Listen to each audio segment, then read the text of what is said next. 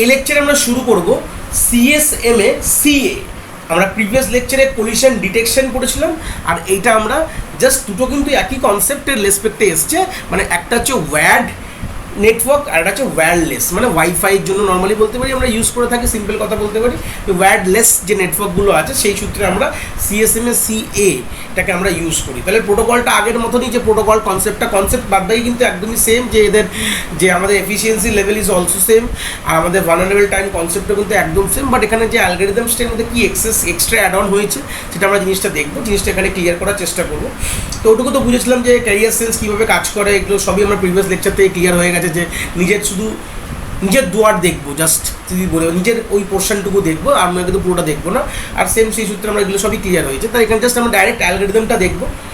এটার pre request হচ্ছে previously আমাদের সিএসএম এর কনসেপ্টগুলো ক্লিয়ার করে আসতে হবে প্রিভিয়াস লেকচার থেকে। সিএসএমএ সিডি ওটাও দেখে আসলে এটা কিন্তু আমাদের আরও ইজিলি বুঝতে পারবো। তো প্রথমে অ্যালগরিদম স্টার্ট হচ্ছে। প্রথমে কী হলো, কে এর ভ্যালুকে 0 সেট হয়ে, যেটা আমরা প্রিভিয়াস জানি কে হচ্ছে কি ম্যাক্সিমাম নাম্বার অফ অ্যাটেম্পস, কতবার অ্যাটেম্প নেবো সেটাই কে বলছে। ইনিশিয়ালি কে এর ভ্যালু 0, একটা কে ম্যাক্স আমাদের দেওয়া থাকে, যেটা এখানে দেখতে পাচ্ছ তোমরা প্যারালালি এই পাশে। এটাকে অ্যালগরিদমটা পুরো ঘুরে এখানে আসবে আবার। তাহলে কে ম্যাক্স আমাদের ধরুন এখানে সেট করা আছে 5, ভ্যালু 5 সেট করা আছে, মানে 5 বার আমি অ্যাটেম্প করতে পারি। কোলিশন যদি আমার হয় 5 বার আমি অ্যাটেম্প করবো।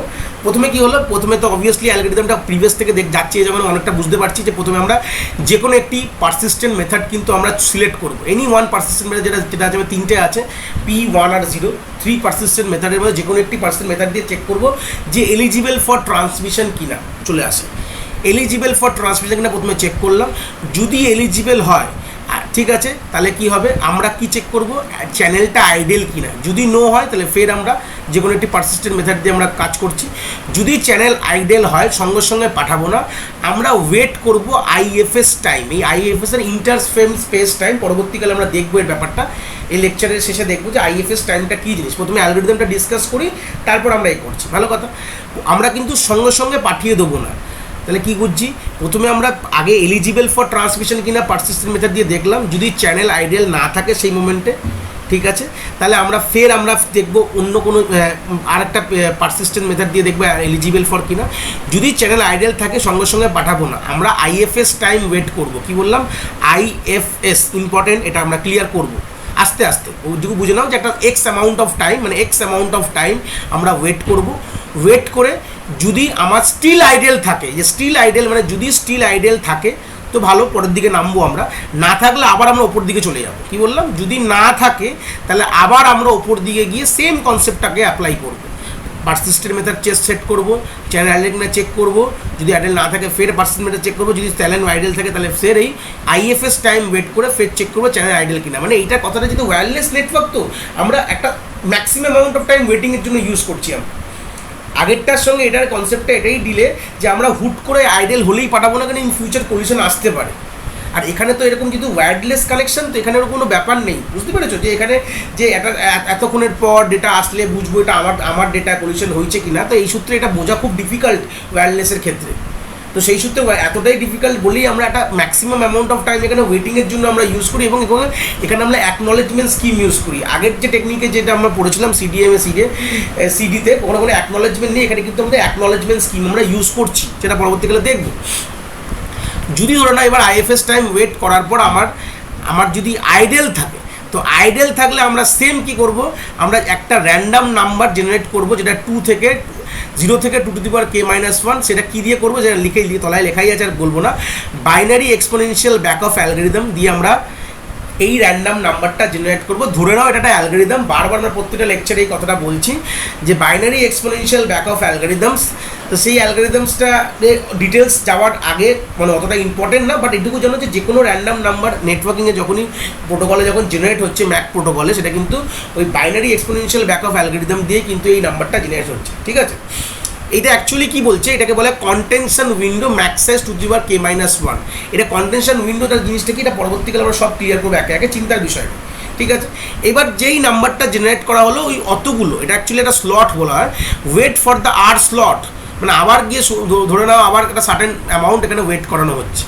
কি বললাম, যেই যতটা আমাদের এই আমাদের র্যান্ডাম নাম্বার আরটা জেনারেট হলো, এটা আরটা কি ওয়ান কাইন্ড অফ নাম্বার, যেটা ইন ফিউচারটাকে বোঝাচ্ছে, স্লট বোঝাচ্ছে। স্লট কী জিনিস সেটা পরবর্তীকালে ক্লিয়ার করবো আমরা, চিন্তা নেই। আর স্লট আরখানা স্লট, এই নাম্বারটা যেটা আর জেনারেট হলো সেটা মানে হচ্ছে আর স্লট, সে আর স্লট ওয়েট করবে, ওয়েট করার পর ফ্রেমটাকে সেন্ড করবে।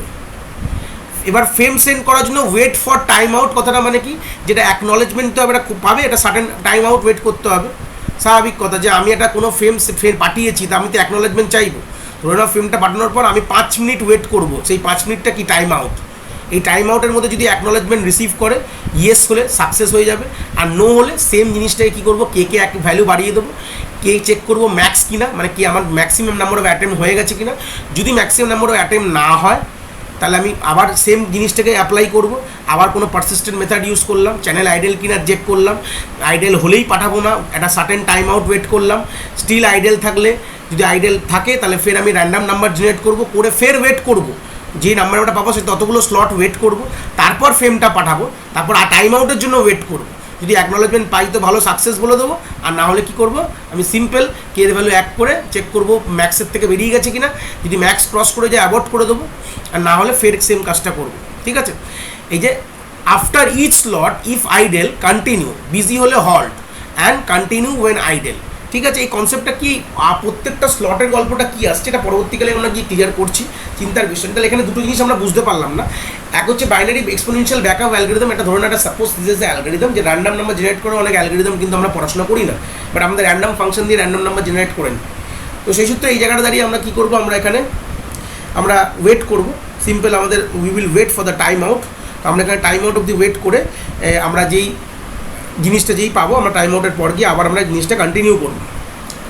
তো সেই সূত্রে ধরিয়ে আমরা এখানে সিম্পল এখানে দেখবো যে আমরা যে আইএফএস কনসেপ্টটা কী আছে, আর আইএফএস এর পর আমাদের যে কি কন্টেনশন উইন্ডো ব্যাপারটা কী সেটাকে আমরা আস্তে আস্তে একে একে ক্লিয়ার করবো। তো আইএফএস টাইমটা কনসেপ্টটা কী, যে আইএফএস টাইম অবধি ওয়েট করবো। আইএফএস মানে বলে দিলাম যে ইন্টারফ্রেম স্পেস টাইম বলতে পারি আমরা। ঠিক আছে, এটা কি অ্যাকচুয়ালি বলছে, এই যে wait for the IFS time because it may happen that some other distinct station has already started the transmission of the frame, but the leading bits of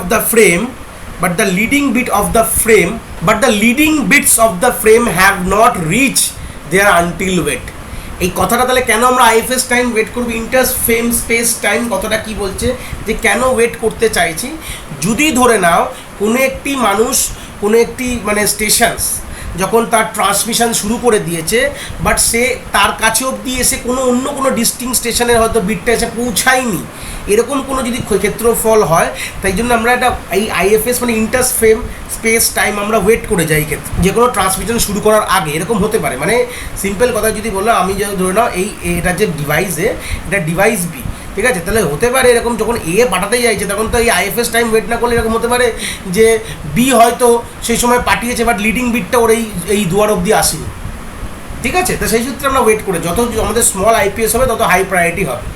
contention window যেটা বললাম যে আমরা আর এই যে বললাম আর নাম্বারটা জেনারেট করবো আর স্লট ওয়েট করবো, এই আর স্লটটাকে বলা হয় কন্টেনশন উইন্ডো, মানে amount of time divided into slot, মানে 2 এর পাওয়ারে ডিভাইড করা হবে, এতগুলো স্লট ওয়েট করবো। যদি ধরো না আর এর ভ্যালু আমার যদি 0 হয়, তার মানে কি হচ্ছে, সিম্পল যদি ভাবো যদি আর এর ভ্যালু 0 হয় তাহলে আমরা এখানে আর স্লট মানে আমরা 0 স্লট ওয়েট করবো, 0 থেকে 2 টু দি পাওয়ার k-1, যদি 1 হয় তাহলে একখানা স্লট ওয়েট করবো, 2 হলে 2টো স্লট ওয়েট করবো, 0 হলে সঙ্গে সঙ্গে পাঠিয়ে দেবো, আর ওয়েট করার কোনো ব্যাপার নেই। 1 হলে একটা স্লট ওয়েট করলাম, 2 হলে এই টাইমটা ওয়েট করবো, 4 যদি এখানে আমার 2 হয় 3 হয় 4 এই টাইমটা ওয়েট করবো, এতগুলো স্লট আমি ওয়েট করবো, সিম্পল কথাই বলছি।